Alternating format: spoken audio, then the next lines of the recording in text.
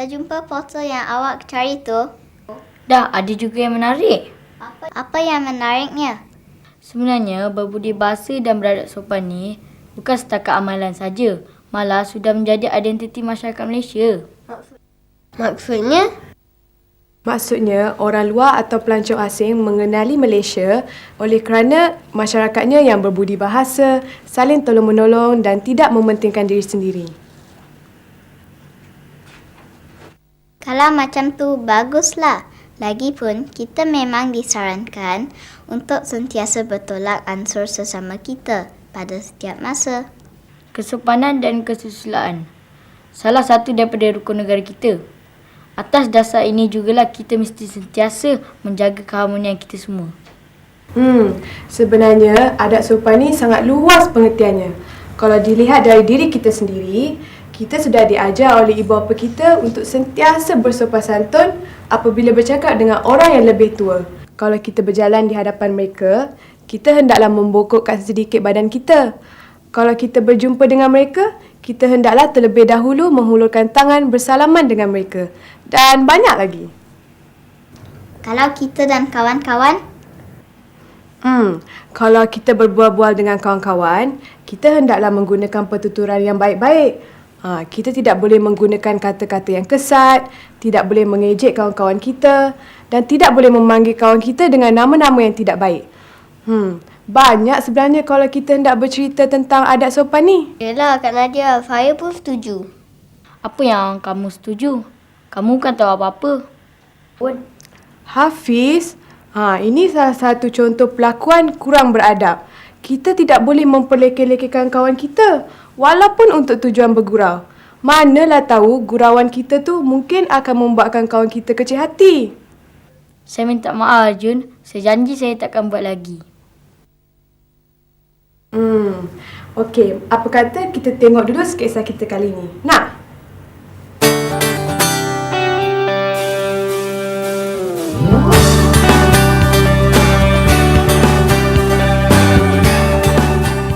Episod kali ini mengisahkan Halim telah diminta oleh ibunya untuk membeli rempah di kedai runcit berhampiran dengan rumahnya.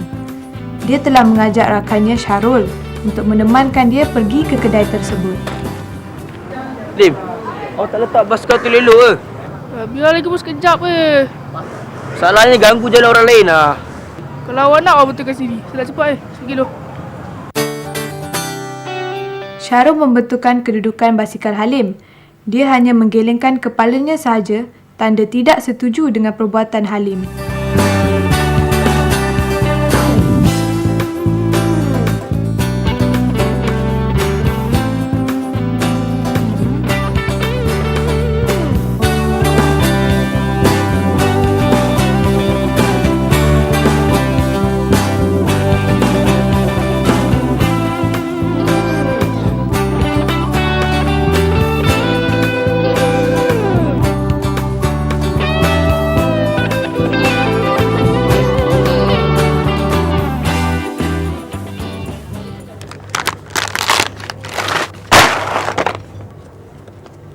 Lim, kotak rempah tu jatuh.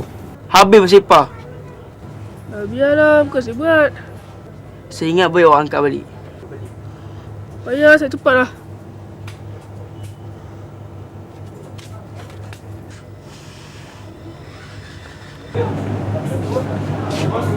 Apa ni? RM1. Setelah bertanya harga kepada pekedai tersebut dengan suara yang kasar, Halim membayar harga rempah tersebut dan terus keluar dari kedai. Sementara itu, Syarul berada di bahagian dalam kedai tersebut sedang mengemas paket-paket rempah yang telah jatuh ke lantai disebabkan oleh Halim.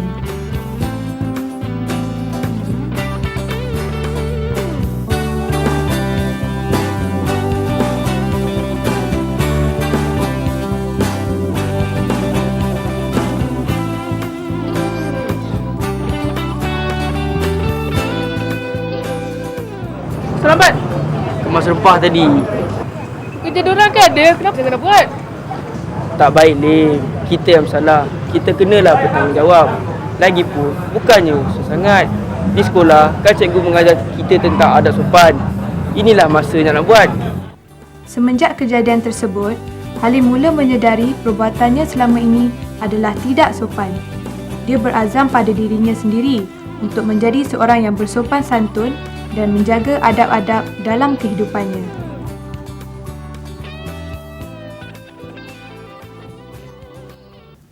Ada apa-apa komen? Kalau daripada apa yang kita belajar, pada awalnya, Halim menunjukkan sikap yang kurang beradab apabila dia tidak meletakkan basukannya di tempat yang sepatutnya. Sikap dia yang tidak bertanggungjawab di atas perbuatannya juga tidak sepatutnya dilakukan. Saya rasa rakannya Syarul telah menunjukkan adab sosial yang baik. Apa kata kita imbas kembali babak-babak dalam drama tadi sebelum kita kembali bersama tokoh kita kali ini.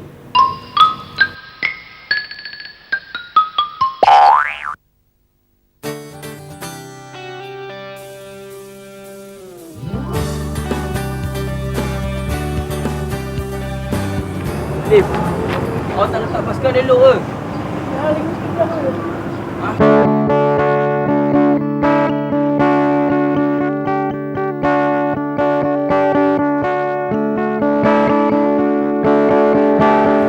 Biar lagi pun sekejap je. Salahnya ganggu jalan orang lain lah. Kalau awak nak, awak betulkan sini. Saya nak cepat sekilo.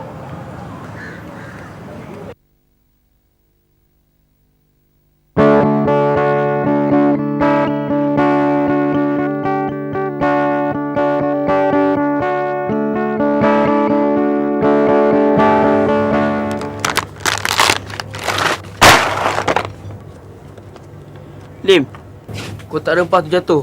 Habis bersepah. Biarlah, bukan saya buat.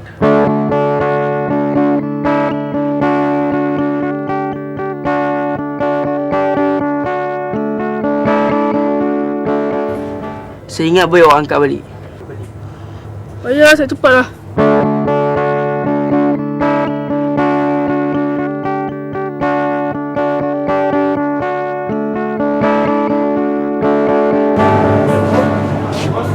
Apa ni?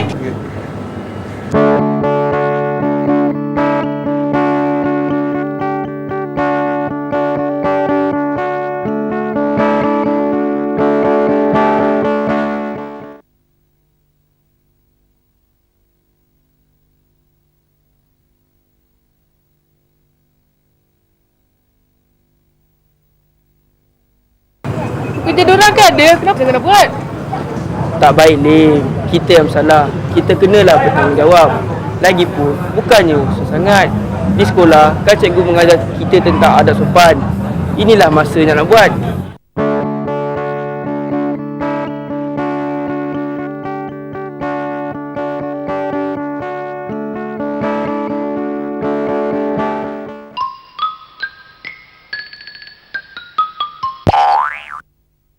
Baiklah adik-adik, hari ini kita ada seorang tokoh yang tidak asing lagi kepada kita, iaitu Tuan Haji Hushim bin Haji Saleh yang akan bersoal jawab dengan kita mengenai berbudi bahasa.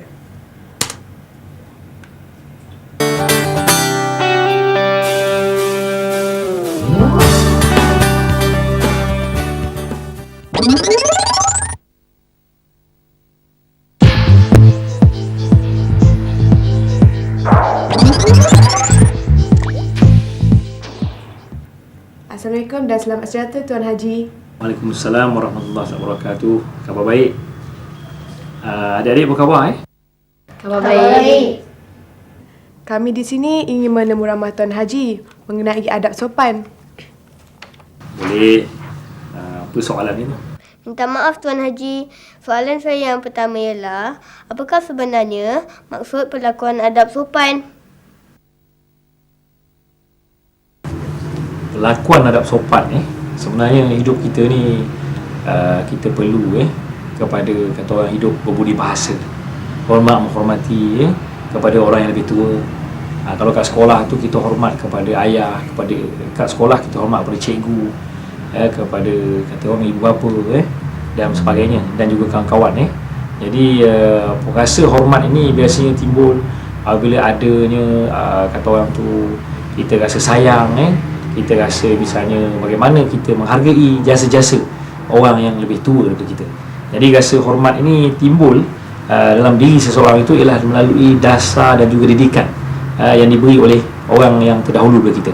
Contoh cikgu-cikgu sekolah, ibu bapa, abang-abang kita, kakak-kakak kita, atuk nenek kita dan sebagainya, dan juga masyarakat kita. Banyak perkara lah yang mendidik kita supaya menjadi seorang yang beradab sopan. Kerana pelakuan adab sopan ni penting. Orang pandang kita bukan kerana mungkin rupa paras kita ataupun kedudukan kita, pangkat kita dan sebagainya, tetapi yang penting ialah dari segi adab sopan kita. Contoh macam mana kita misalnya menghormati ibu dan ayah kita, menghormati misalnya cikgu-cikgu kita. Kalau kita lalu depan cikgu misalnya, kita bongkok sikit, lalu depan mak bapak, depan orang tua, kita bongkok sikit. Tak adalah kita berlari ke, ataupun kita misalnya buat dalam bentuk misalnya buat bising ke dan sebagainya. Ataupun kalau orang tua-tua tengah bercakap, ibu ayah kita ataupun ada tetamu, maka kita hendaklah diam. Jangan kita bercakap banyak dan sebagainya depan tetamu kita, dan kita mungkin merengek-rengek lah, minta itu minta ini bila ibu bapa kita ada kat rumah ataupun dengan tetamu. Jadi kalau boleh, kita hendaklah ada rasa hormat dan juga adab sopan dekat sini. Dan seterusnya, kalau misalnya kita lihat bagaimana kita di meja makan. Kalau di meja makan tu, kalau nak makan, kita biarkan orang tua dulu ambil makanan kita. Jangan kita mendahului orang-orang tua ni. Contoh cikgu-cikgu ke, ataupun misalnya ibu bapa kita ke, ataupun siapa-siapa yang lebih tua daripada kita. Kita nak mendahulukan orang-orang yang lebih tua. Ini sebenarnya itu yang dimaksudkan dengan adab sopan. Begitu juga misalnya kalau dalam setengah-setengah masyarakat, misalnya kalau orang Melayu misalnya, kalau makan tu kita dengan doa dulu. Kalau dengan bangsa Cina misalnya, kalau makan dia tak suka misalnya orang bercakap kuat-kuat. India macam tu juga, saling hormat, menghormati. Dan kalau boleh masa tengah makan tu, kita ambil lauk dan sebagainya, kita bagi kepada orang yang lebih tua, ayah kita, nenek kita. Atau mungkin kalau nenek kita dah tak mampu lagi nak menyuap, kita yang suapkan nenek kita. Itu ialah dipanggil adab sopan. Mana bagaimana kita melakukan ini dengan secara suka hati ataupun sukarela saja, bukan dengan cara paksa ataupun dibuat-buat. Itu penting.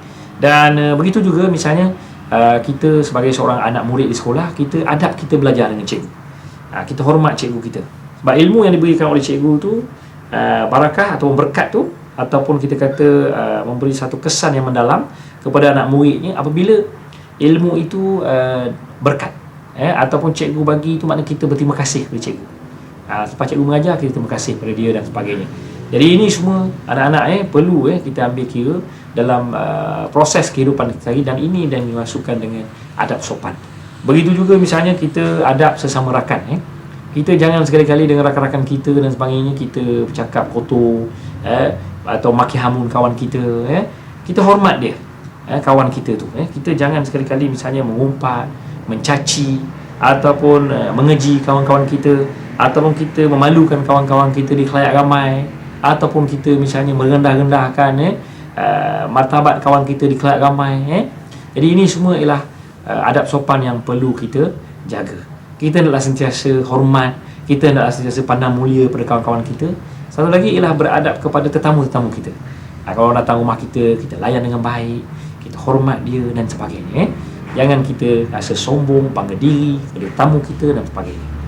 Jadi kita hendaklah kesimpulan di sini, kita hendaklah sentiasa ada rasa orang tu adab sopan dan tingkah laku dan berbudi bahasa memang ditanamkan dalam kehidupan kita sehari-hari. Tak kira kita orang Melayu ke, orang Cina, orang India, kita sangat sanjung kepada individu-individu yang mempunyai budi bahasa yang baik.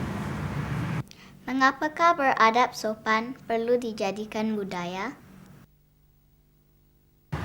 Ada kaitan antara adab sopan dengan kecemerlangan seorang murid. Anak-anak boleh tengok kat sekolah. Kadang-kadang kita tengok kat sekolah, kawan-kawan kita yang mempunyai adab sopan yang bagus dan sebagainya, biasa dia belajar pun cemerlang. Nampak tak tu? Sebab biasanya kalau adab sopan yang mulia, yang baik ini, cikgu-cikgu pun sayang kat sekolah, kawan-kawan pun sayang, semua orang sayang. Ini kita tak boleh nafikan dari sisi psikologi manusia. Kalau kita misalnya beradab sopan, kita hormat kawan kita, kita misalnya seorang pelajar yang berdisiplin, berhemah tinggi. Contoh kat sekolah, kita suka tolong cikgu kita suka tolong kawan kita, semua orang suka. Jadi bila semua orang suka, semua orang misalnya memandang kita sebagai orang yang berhemah, berbudi bahasa, jadi kita dengan sendiri dari sisi psikologi dia akan menaikkan kita punya keyakinan diri, kita punya self esteem. Ini semua akan naik dan kita akan ada jati diri. Nampak tu? Jadi ini semua akan berkait rapat dengan kecemerlangan akademik. Bila kita dah ada jati diri, kita dah ada rasa kita tahu tentang harga diri kita, maka kita boleh beri tumpu pada pelajaran yang dengan lebih cemerlang lagi. Ini Dan semasa belajar misalnya kita hormat cikgu, tak buat bising dalam kelas, tak kacau kawan, cocok puk kawan ke, kacau sana kacau sini. Jadi kita pelajar yang berdisiplin dalam kelas, dengar cikgu cakap. Sebab dari sisi psikologi, kalau kita dalam kelas cikgu mengajar, kita mendengar 70% ilmu yang cikgu ajar tu kita akan dapati. Tapi kalau kita main-main, kita misalnya tak fokus dan sebagainya, cikgu marah kat kita, cikgu hilang tumpuan, dan cikgu pun akan melihat kita sebagai pelajar yang tidak sopan, dan akhirnya kita mempelajari sesuatu yang tidak berkat daripada cikgu kita. Tapi kalau kita misalnya dengar dengan taat, dengan tekun, pegang pen, pegang kertas, dengar cikgu, bila cikgu tanya soalan kita jawab dan sebagainya, kita dapat ilmu yang berkat. Itu penting tuan anak. Dan seterusnya, kita naklah menghormati kawan-kawan kita. Kalau misalnya kita di sekolah, kita jangan kedekut ilmu kita. Kita naklah saling misalnya membantu kawan-kawan kita. Kalau kawan-kawan kita lemah, kita ajar dia. Kawan-kawan kita lemah misalnya mata pelajaran, dia minta tolong pada kita, kita naklah jangan kedekut, kita ajar dia. Ini juga ialah adab sopan, yang mana kita jangan sekali-kali kita rasa kedekut ilmu, kita rasa sombong, kita rasa bongkak, tak nak tolong kawan-kawan kita dan sebagainya. Kerana dalam hidup bermasyarakat, bersosial, kita hendaklah sentiasa ada perasaan kata orang tu ingin tolong menolong dan sebagainya, rasa hormat menghormati, dan ini semua akan memberi kesan kepada kehidupan kita, dan dia akan pergi kepada kecemerlangan akademik. Orang yang cemerlang akademik biasanya dia akan mempunyai budi bahasa yang baik, mempunyai sopan santun, hormat orang tua, hormat mak bapak. Ini saya cakap terang lah. Saya pun sebagai seorang kaunselor, sebagai pensyarah di universiti, dan sebagai pernah jadi cikgu sekolah. Biasa kalau pelajar cemerlang ni, dia punya budi bahasa memang tip-topnya. Jadi memang ada hubungan antara kecemerlangan seseorang murid dengan adab sopan. Jadi anak-anak semua, kalau boleh kita jadilah seorang anak murid yang bersopan santun di sekolah. Apakah kaitan beradab sopan dengan kecemerlangan seorang murid? Sebenarnya adab sopan ni sangat penting lah. Saya rasa semua masyarakat dan semua bangsa, kita di Malaysia, kita berbagai kaum. Kita ada kaum Melayu, kaum Cina, kaum India, dan ini telah terbukti. Bukan kita hanya cakap-cakap omong-omong kosong. Maknanya dasar-dasar kerajaan kita nak wujudkan perpaduan kaum, yang mana kita ada misalnya berbagai-bagai budaya dan sebagainya. Contoh misalnya, kita ambil contoh bagaimana kita misalnya menyambut sambutan-sambutan Hari Raya, Tahun Baru Cina, Deepavali, kita selalu sambut bersama-sama. Dan kita dapati bahawa di sini, kita sebagai warga negara Malaysia ni, kita menghormati antara sama lain. Kalau kita hidup bermasyarakat, kita hormat jiran kita. Kalau kita jiran kita Cina, kita hormat dia. Kalau hari raya, kita bagi dia ketupat, kita bagi dia lemang dan sebagainya. Bila hari raya dia bagi kita limau. Ataupun orang Hindu misalnya, dia hari raya Deepavali, dia bagi kita misalnya tosi lah, kita bagi ayam lah, macam-macam lah. Kita pun sama-sama lah.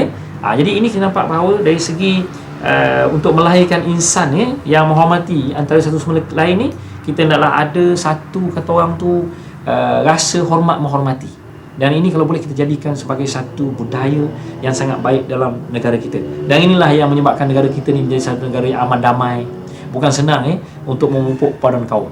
Tapi bila kita tengok ada berbagai kaum dalam negara kita, dan kita ni saling hormat menghormati, dan kita hidup dalam keadaan makmur, ni kata-kata di sekolah adik-adik kan, anak-anak kan, ada kawan-kawan kita, kawan Cina, kawan India tu tak adik-adik kan, kawan Melayu. Kadang hari raya puasa kita pergi rumah orang Melayu, hari raya Cina kita pergi rumah kawan-kawan kita Cina tu tak India dan sebagainya. Jadi ini cukup cantik lah, cukup harmoni kata orang tu dalam kehidupan kita negara Malaysia, dan kita patut bersyukur sebagai warga Malaysia. Kita ada berbagai kaum, kita ada misalnya budaya, dan kita ada saling hormat menghormati, dan kita hidup dalam keadaan makmur. Makmur, kita tengok negara kita tidak ada apa-apa kita rasa takut lah nak keluar pukul 12 malam, pukul 1 pagi. Sebab adik-adik semua yang ada kat sekolah ni kalau dapat memupuk suasana budaya hormat menghormati ni, maka kita akan hidup satu masyarakat yang makmur dan damai, dan insya-Allah benda ni akan berkekalan. Dan apa yang penting kata orang tu, dia punya intipati dia ialah saling hormat menghormati, iaitu tentang adat resam kaum lain, agama orang kita hormat, kita hormat budaya kaum lain. Orang Melayu hormat budaya orang Cina, orang India, orang Cina hormat budaya orang Melayu, hormat budaya misalnya dari segi adat resam, sesuatu kaum, perayaan. Ini yang menyebabkan kita hari ni makmur, kita aman damai. Sebab kita saling hormat menghormati. Kadang-kadang saya pun rasa seronok lah bila tengok adik-adik semua kat sekolah tanpa mengira kaum dan sebagainya, berkawan, berlari-lari, bergurau senda, dan saya pun rasa, dan saya pun macam dulu masa sekolah Jadi kalau boleh kita dapat kekalkan suasana ini. Kita tak ada rasa kau Cina, kau India, kau Melayu, tak ada. Kita kalau boleh, kita warga negara Malaysia. Kita jadi warga negara Malaysia yang hidup aman makmur, damai, dan kita dapat masa satu hari nanti adik-adik lah akan menjadi pemimpin negara dan akan mewarisi kepimpinan yang kita sayang ini. Jadi kalau boleh kita wujudkan satu keadaan hidup yang makmur dalam negara kita, dan kita hendaklah sentiasa hormat menghormati, dan yang penting di sini ialah ada rasa sayang menyayangi, hormat menghormati, dan saling misalnya memberi kerjasama antara satu kaum dengan satu kaum yang lain. InsyaAllah kita akan hidup satu keluarga dalam negara Malaysia yang makmur ini.